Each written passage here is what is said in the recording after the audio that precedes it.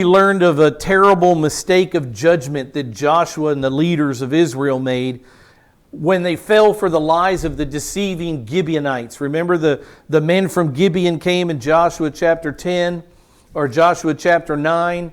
They said, we're from a far country. They had tattered clothing, tattered shoes. They had old, worn out, crusty bread. And they came to Israel from a 6-mile trip. 6 miles down the road. They came to the people of Israel and Joshua, and they said, we're people from a far country.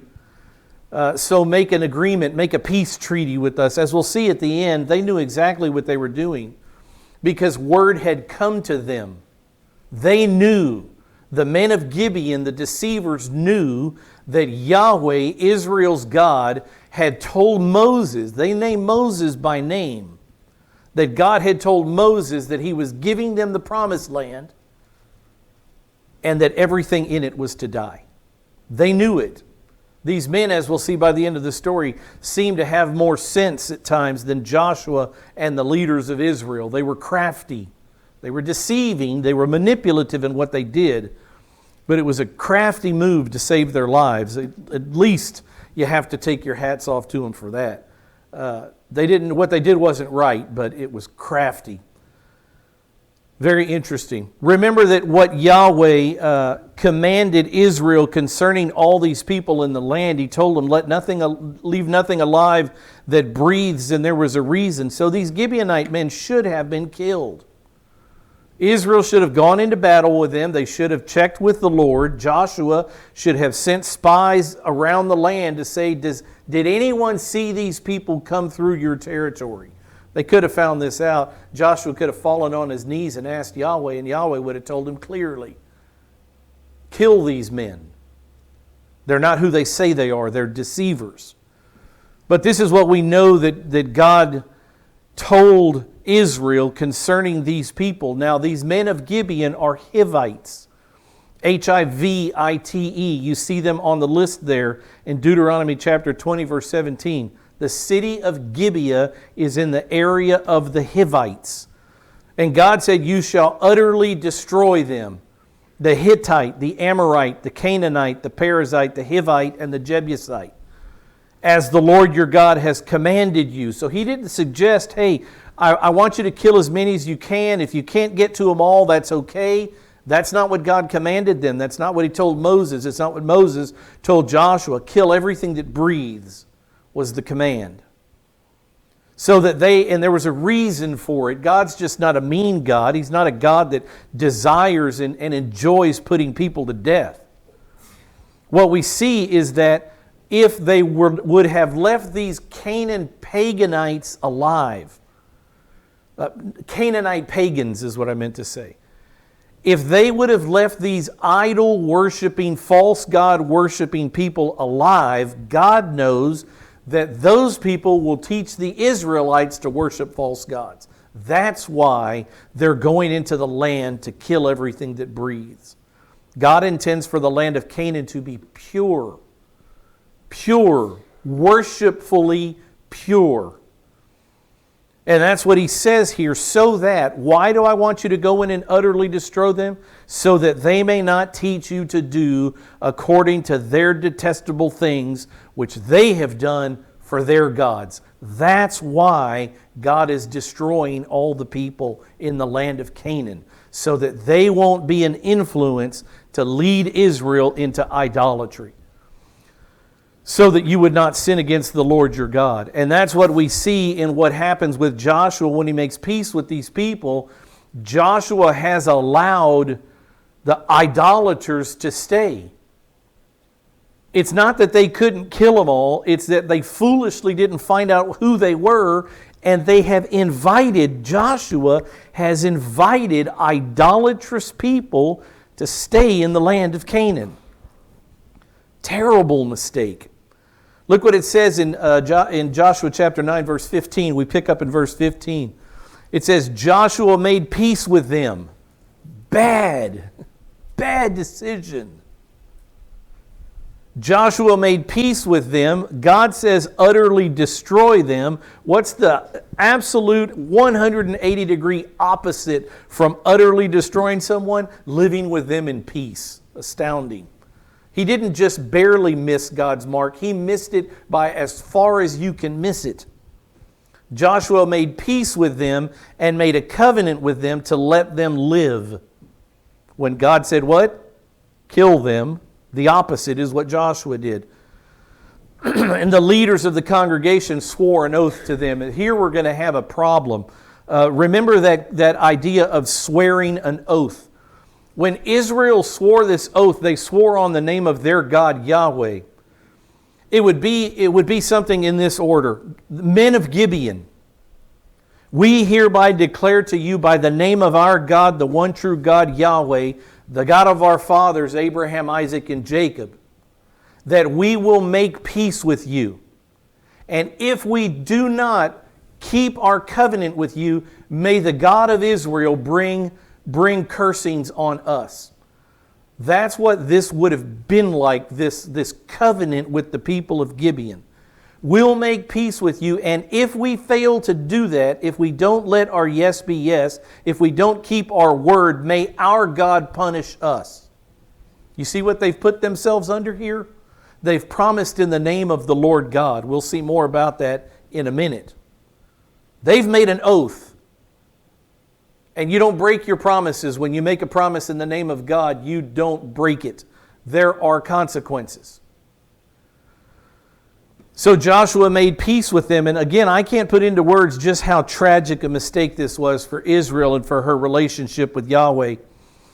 This event right here in Joshua chapter 9 truly was the beginning of the end for Israel. They've just entered into the land, but they have wholeheartedly accepted idolatry.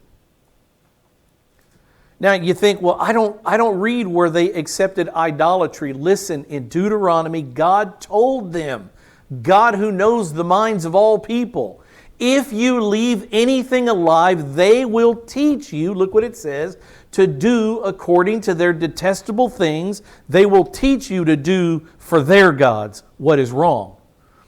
And that's exactly what they would do, what Israel would do. And Joshua and the leaders have just foolishly allowed idolatry to remain alive in the land of Canaan.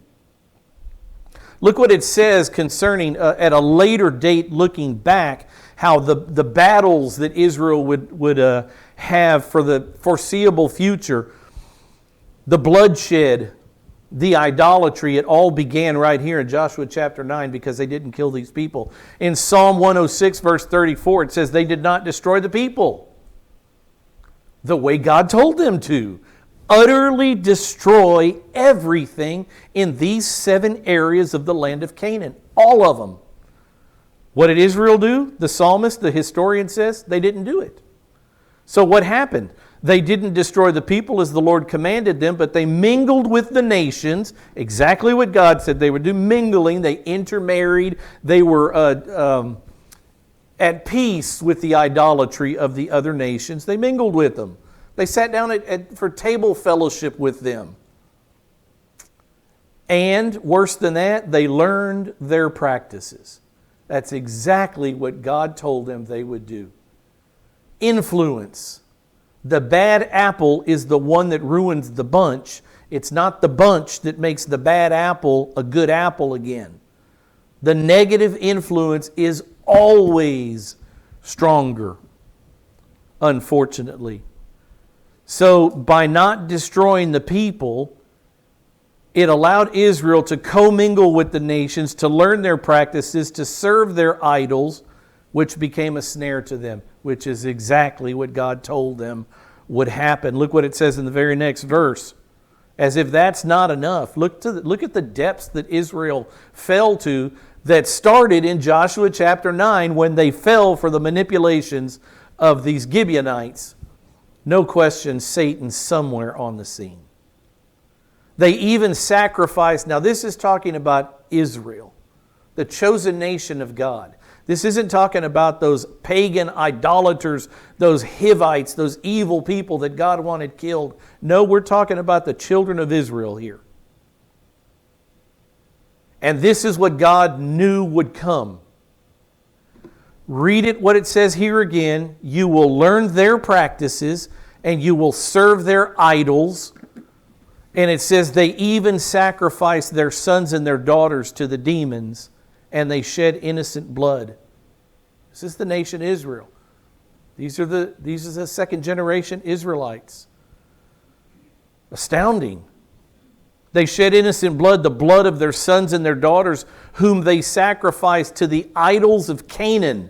Didn't God say this would be a problem? It will be a snare to you. If you leave these pagan religious systems alive on earth, they will swallow you. And that's what happened. God wanted to protect Israel by cleansing the land of all this stuff. He wanted to incubate his child Israel and keep them safe. And Israel just wouldn't do it. And so the land was polluted with the blood. The depths that Israel fell to are unbelievable. Look what it says in verse 16. So the deal has been done. The leaders of the congregation of Israel have swore an oath to these lying, deceiving men of Gibeon. And look what happens in verse 16. It came about at the end of 3 days, 3 days after they had made a covenant with them, that they heard they were neighbors. And that they were living within their land. They weren't a faraway people, were they? They were neighbors. They were neighbors. They were living inside the promised land. They were from Gibeah. They were Hittites, They were Hivites. They were Hivites in the land. It took 3 days. Israel makes this covenant. Everything seems to be going all right. I'm sure Joshua's planning his next move, where he's going to take the army next. And 3 days after they make this covenant, word is out. We're not told how word gets out, but word is out that they indeed were neighbors. They were Hivites living in the land. Israel had been fooled. The sons of Israel, in verse 17, the sons of Israel, when they found out who these people were, look what they did after the fact. The sons of Israel set out and came to their cities on the third day. Why didn't you do that before? They came to their cities on the third day. Now their cities were Gibeon and Shephirah and Beeriot and Kiriath Jearim. Now the interesting thing about that is on the third day, when they found out that these men were liars, on that very same day, they made the trip to Gibeon. It's a one-day trip. It's 6 miles. It's a 3-hour walk. You can cover a mile in a half an hour. It's a 3-hour walk to where these people are. Why Joshua didn't ask more questions, it was just a foolish mistake on his part. He saw the crumbled bread. He just bought the satanic lie. He just bought the lie. It looked good to his eyes. They were wearing worn-out clothing, worn-out shoes. They had old bread. The story that they told, Joshua fell for the lie. You can't say it any more clearly. He just foolishly fell for it instead of checking with Yahweh. Terrible mistake. We're about to see another one. So they set out to their cities. They found out where these Gibeonites were from. In verse 18 it says, the sons of Israel did not strike them, because the leaders of the congregation had sworn to the Gibeonites by the Lord, the God of Israel. They swore upon the name of God that they would enter a peace treaty with these Gibeonites and not touch them. And so when Israel went and realized, yep, this is them, they didn't strike them. The whole congregation, then it says, grumbled against the leaders. Now, we've been going through the whole book. We started in Genesis and we're up to Joshua. We've heard several times when the people of Israel grumbled.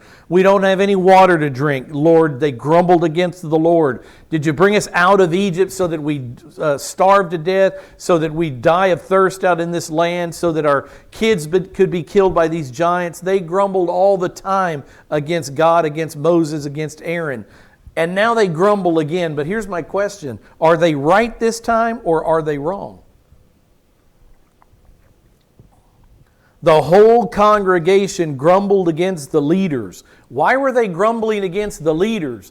Because the leaders had foolishly sworn an oath so that now the land would be polluted no matter what. We can't kill the Gibeonites. What have you done? Are they right or are they wrong? They're right. They're right. The leaders of Israel, Joshua included, have made a horrible blunder. They've given rise, they've even watered idolatry in the land.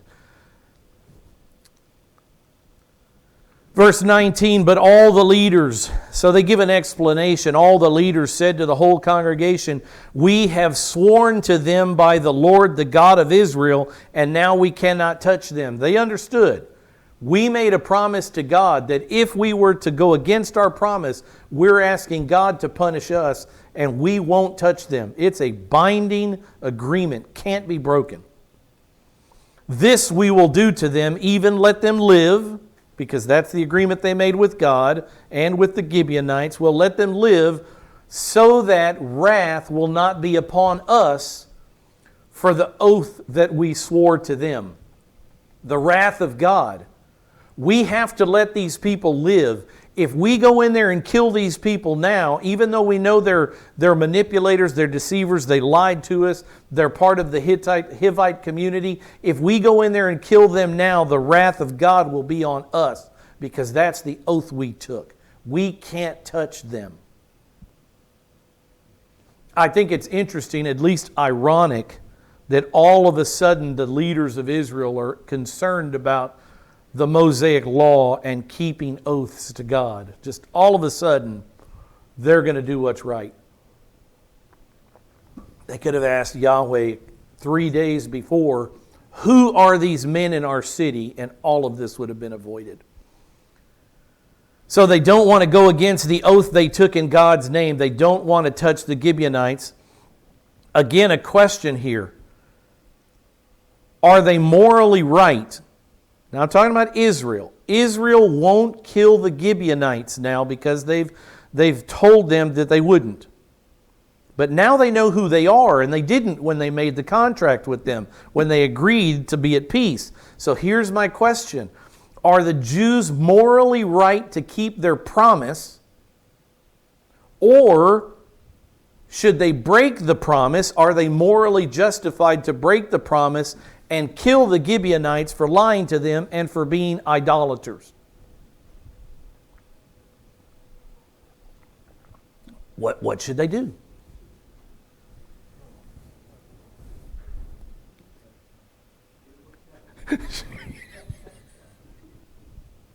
What should they do? What did God want? Okay, what did God want them to do? Kill everything. You got company. Or does God prefer that a man keep his word? You make a promise before the Lord. Is He more interested in the mistake you've already made, in letting the Gibeonites live? Or is God now more interested in you letting your yes be yes? If you say you're going to be there, be there. Which is it?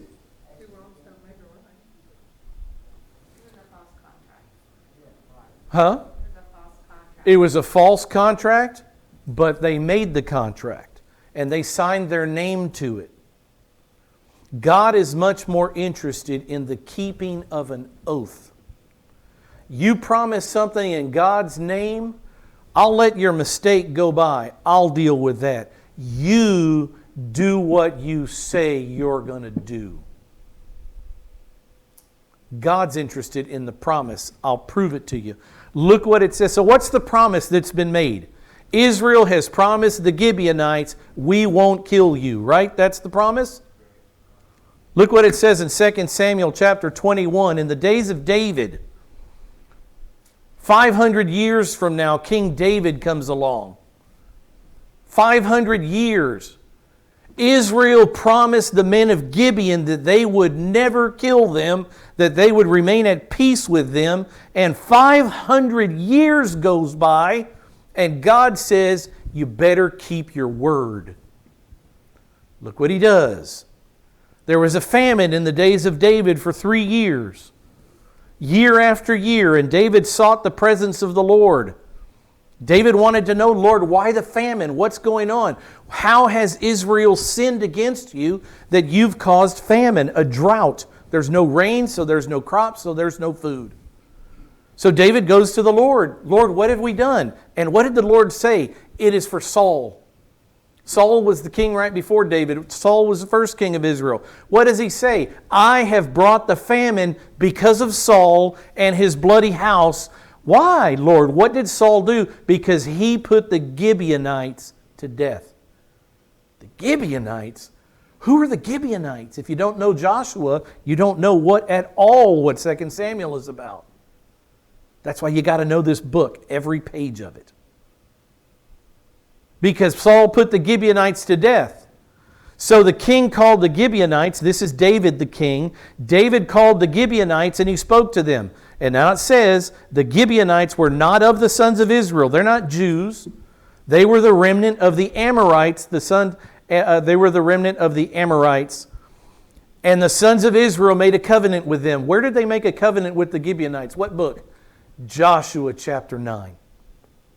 500-year-old history God brings up to King David. You want to know why you're in a famine? Because Israel gave their word to another people on this earth, and Saul came along and broke that word.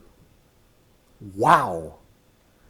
So when we make a promise, you are serious about us keeping that promise, and God says, you better believe it. I'll protect the Gibeonites against the men of Israel. Are you seeing what's happening here?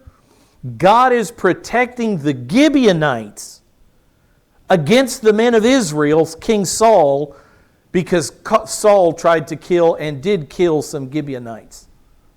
You make a promise, friends. Nothing's changed in the Word of God. You make a promise, you better let your yes be yes. You don't want to do something, the end of that statement is let your no be no.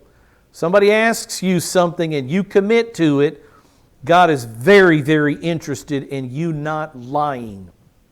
He hates a lying tongue. And not keeping an oath is a lie.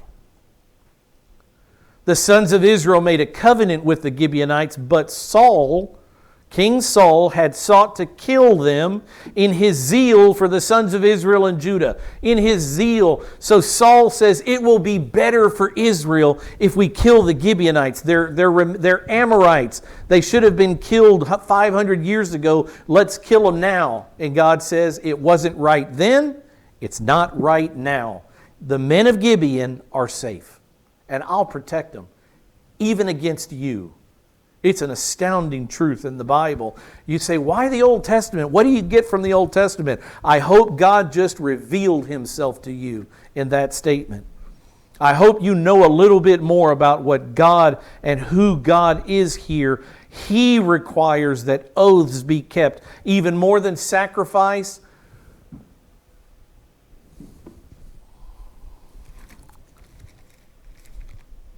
Give me a second. Where is it? Where is it? Where is it?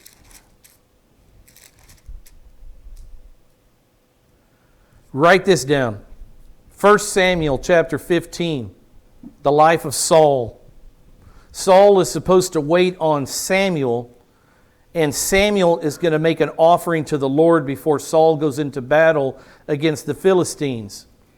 Saul gets tired of waiting for Samuel, so Saul kills the animals. Look at what it says right there, the last line, in his zeal for the sons of Israel and Judah. Saul gets ahead of God all the time, and Saul thinks, I'm going to go ahead and offer the sacrifice to God so I can go into battle. And Samuel finally comes to Saul, and he says, this is what he says in 1 Samuel chapter 15, verse 22. Samuel says to Saul, listen to this. Has the Lord as great delight in burnt offerings and sacrifices as in obeying the voice of the Lord? Which does the Lord weigh more? Your animal sacrifices to Him or you obeying Him? Which is it? It's obedience. Do what I say. Don't bring me your animal, even though the Mosaic law says that you're supposed to bring me the animal. If you're not in obedience to me, I don't want the animal. He says, behold, to obey is better than sacrifice. And to heed, or to obey, another word, is better than the fat of the rams. God just doesn't want people to go through the motions. When Israel makes a promise, when you make a promise, God expects you to keep it. If you don't want to do it, let your no be no. Say no and don't change your mind. And we read from this story, we see this revealed person of God. So let me ask you this, and here's the next step, the next logical step. God sees Israel foolishly make a covenant, make a promise to the men of Gibeon, and God demands that they keep it. Yes? He demands that they keep that promise. God has made a promise to you. Believe in the Lord Jesus Christ and be saved. No works. It's not by works, it's by faith, lest any of you should boast. It's a gift of mine to you. I send my Son, for God so loved the world that He gave His only begotten Son, that whoever believes in Him shall not perish but have everlasting life. That's a promise from God. Is God interested in keeping promises? You better believe it. Even though it allows idolatry to remain in the land of Canaan, God's more interested in a man doing what He says He'll do. Because that's God's character. We're to imitate God, and God is interested in us imitating Him when we say something and we do it. Just the way God did. So you look at the Bible and you say, well, how can I know? It's because God doesn't change His mind. When God makes an oath, when God makes a promise, He will see it through. It's highest on His list. So we can rest assured that one day we will receive glorified human bodies. One day that God will resurrect us, that Jesus Christ will come for His sheep. We are absolutely certain that the rapture of the church will come because God said it would. And God doesn't change His mind. God doesn't break His promises. That's what we learn from Joshua chapter 9. God's a promise keeper. He does not break His promises. And when a man makes a promise, he will see to it that that promise is kept, or there will be consequences. And here we see 500 years later, a promise is always a promise. Grab hold of that. I'd like to close in prayer. I'm not going to, but I sure would like to, because that's enough. That's a lot of meat to chew on right there. But we go on. The leaders said to them in verse 21, let them live. You've made an oath. Let it be. Let them live. So this is what becomes of these people of Gibeon. What are we going to do with them? They're going to live. We can't kill them. What are we going to do with them? We can't allow them to continue worshiping their false gods and killing their children on altars to false gods. So this is what Israel decided to do. They became hewers of wood. They chopped wood and drawers of water for the whole congregation, just as the leaders had spoken to them. So they made the sons of Gibeon, they made the men of Gibeon, the people of Gibeon, their slaves. And they gave them certain responsibilities. When we need firewood, go get it. When we need water, you make sure our cisterns are filled up. But it gets worse than that. You think, okay, it seems like it's been settled. No, it gets worse. Keep reading. In verse 22, we're going to see Joshua make another tremendous mistake. Joshua called for them and he spoke to them and he said, why have you deceived us? Saying, we are very far from you. That was the deception. We're from a far country when you are living within our land. I love that Joshua says it's Jewish land. He understands that the land of Canaan is Jewish land. And then he says, now therefore, because you've deceived us, you are cursed, and you shall never cease being slaves, both hewers of wood and drawers of water. Now, if you put a period right there, I can still live with it. But there's another phrase at the end of that, for the house of my God. Wait a minute, Joshua. What have you done now? You're going to make the men of Gibeon servants for the tabernacle, for the house of God, for the worship center of God? That doesn't sound right, does it? I think what Joshua was doing here most likely, realizing that since the Gibeonites were idolaters, maybe if I put them in tabernacle service, in service with the priests and for the priests, maybe that the good apple, Israel, and the priesthood will change these bad apples, these pagan idolaters. Maybe they will come to worship the one true God, Yahweh. He may have had good intentions. He was dead wrong. He was dead wrong in his approach. No one can approach the tabernacle except the priest. Look what it says in Numbers chapter 3, verse 10. You shall appoint Aaron and his sons. No one else. Not these idolaters from Gibeon, my goodness. You shall appoint Aaron and his sons that they may keep their priesthood. But the layman, the non-priest, the one who doesn't come out of Aaron's family, the one who is not a Levite, the layman who comes near shall be put to death. What has Joshua just done? Another bad mistake. Another verse. Look what it says. Now these laymen that we're talking about here in Numbers chapter 3, we're talking about Jewish laymen. Certainly not Gentile, pagan, idolatrous, false God-worshiping laymen. We're talking about Jews who come near the tabernacle where the priests were only supposed to be shall be put to death. Imagine what the sentence would be for the Gibeonites. But look what it says in Ezekiel 44. And God wouldn't let them be put to death because they had made a peace treaty with them. So even though they entered into the tabernacle area with their wood and their water, God protected them because Israel promised that they would protect them. In Ezekiel chapter 44, many, many years later, 1,000 years later, you shall say to the rebellious ones, to the house of Israel, thus says the Lord God, enough of all your abominations. And what is one of the things God considers an abomination? Letting people come close to my sanctuary. Look what it says. Enough of all your abominations, O house of Israel, when you brought in foreigners. Joshua started that. Joshua chapter 9. Hewers of wood and stone for the house of the Lord. When you brought in foreigners, uncircumcised in heart and uncircumcised in flesh. These are Gentiles, unbelievers. You brought in foreigners to be in my sanctuary to profane it. It was Joshua's idea. Even in my house, when you offered my food, the fat and the blood, for they made my covenant void, and this is in addition to all your abominations. So this is just one of the things that the Lord had against Israel, but bringing foreigners into the sanctuary was profane. Yet God didn't let the Gibeonites be killed because Israel had made them a promise.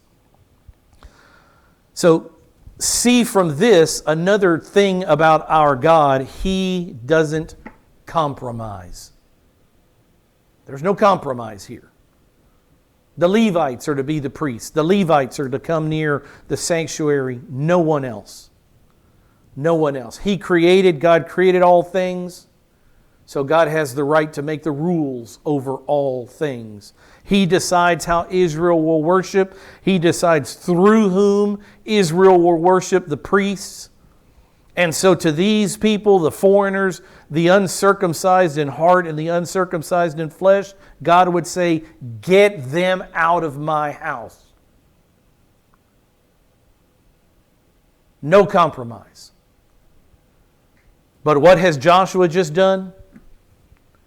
Invited them into the house of God and made it to where they had to stay. Couldn't be killed. And God would protect the Gibeonites. Horrible, horrible mistake. So the men of Gibeon in verse 24 answered Joshua. They said, to Joshua, because it was certainly one. Now, why did they do this? Remember the question that was asked, why did you deceive us? You're going to be servants forever now. And they answered the why did we deceive you? Because it was told to us. Your servants is the men of Gibeon, the deceivers here, because it was certainly told to your servants that the Lord God, your God, has commanded His servant Moses to give you all the land. Now look at everybody who's mentioned here by these Gibeonites. These are Gentiles, uncircumcised Gentiles, unbelievers in Yahweh. But what do they know about the God of Israel? They know that Yahweh is the God of Israel. They call Him by name, Yahweh Elohim. They mention God. They mention Moses. They mention the land that is Israel's. These people knew as much as the Jews did and obeyed it. They knew God meant business. They knew God was going to roll into their land and kill them. Look what it says. Why did we lie to you? Because we knew that we would die if we didn't. It was certainly told to us that the Lord your God had commanded His servant Moses to give you, Israel, all of our land. God had already decreed that. And to destroy all the inhabitants of the land before you. Not only had He given you our land, but we know that He told Moses to kill everything that breathes. And they weren't foolish enough to think that Yahweh couldn't do it, because look what it says. Therefore we feared greatly for our lives because of you, and have done this thing. So the men of Gibeon, it seems here, it sounds like these pagan idolaters have more sense at this moment than Joshua and the leaders of Israel. They've heard the stories. They know what Yahweh has done for and through Israel. Remember, this is only 6 miles from Ai, maybe 8 miles from Jericho. They know what happened at Jericho, and they know what happened at Ai. That Israel killed everything that breathed there. So they came up with this ruse to try to save their own lives. I mean, you got to take your hat off to them at least for believing enough in Yahweh to know we will die. When Israel's army gets here, we have no chance. None. Every one of us will die. Our wives, our children, our cattle, everything we hold dear, everything will die, because you can't stop this God. I'm not saying they were worshiping Him. I'm saying they feared Him because of what He had already done to their neighboring cities. And Joshua and the leaders of Israel should have feared God the same way. And instead of making an agreement with these men of Gibeon, oh Joshua, they should have turned to the Lord and said, we won't take a single step. We won't make a single decision without talking to you first. And all of this would have been avoided. Verse 25 says, now behold, we are in your hands. These are the men of Gibeon still talking to Joshua. We are in your hands. Do as it seems good and right in your sight to do to us. You've spared our lives. We'll do whatever. Whatever you say is right, we'll do it. And thus He did to them. He delivered them from the hands of the sons of Israel, and they did not kill them. But Joshua made them that day hewers of wood and drawers of water for the congregation and for the altar of the Lord. Oh, these are supposed to be priests and Levites who provide for everything about the worship of Yahweh. And you've got pagan, idolater, Gibeonite men bringing wood to the altar of God. Unbelievable. So he made them hewers of wood and drawers of water for the congregation and for the altar of the Lord to this day in the place which He would choose. In the place which God would choose to eventually land His tabernacle, that's where these people were to be the slaves. Not good. Let's just introduce chapter 10, and we're going to close in prayer a few minutes early. In chapter 10, we're going to see the Southern Coalition, this group of five kings that come together to try to defeat Joshua, to defeat Israel. In chapter 11, we're going to see Joshua go from the south, the southern part of Israel. He's going to go to the north, and he's going to defeat the land of Canaan in the north. In Joshua chapter 10, then, just read a couple of verses with me. It came about when Adonizedek, king of Jerusalem. Very interesting, Jerusalem comes up. I'll say more about Jerusalem maybe next week. Of all the times Jerusalem is mentioned, I mean, think of all the places on earth, the place that you think is the most precious in all of the earth. What's the place that God thinks is most precious on all of planet Earth? That would be Jerusalem. And there's one spot in Jerusalem specifically that God would call out as the holiest of all holy places on earth, and that would be the Temple Mount, where the Holy of Holies was, where the temple, where eventually King Solomon, David's son, built the temple to God. It's the holiest place on earth because it's the place that God had chosen to live among men. It was the permanent place where God had chosen to live among men, Jerusalem. Jerusalem. Jerusalem, I think, is mentioned 671 times. I may have that number wrong, but I think Jerusalem is mentioned 671 times in the Bible. It is the holiest of all cities to the Christian and to the Jew. And to who else? The Muslim.